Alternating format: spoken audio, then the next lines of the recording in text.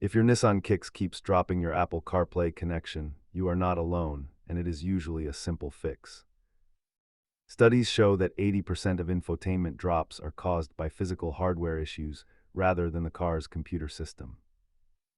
Let us walk through the diagnostic steps to isolate the problem. Start by checking your cable for damage, cleaning out your phone's charging port, and ensuring your software is fully updated. Cheap third-party cables often lack the necessary data shielding, leading to packet loss and that frustrating disconnect.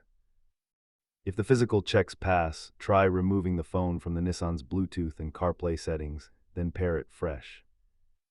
Simple fixes usually solve the issue, but if the USB port feels loose or physically damaged, it is time for a professional technician.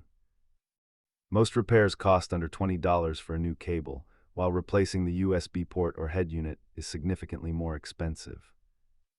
For advanced troubleshooting, inspect the physical USB port pins for damage and check for any manufacturer service bulletins. Keep a non-conductive pick and compressed air in your glove box to safely clear debris from your ports whenever needed.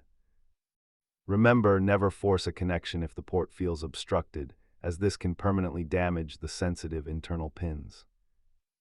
Try the cable swap first, and you will likely be back to your music in no time.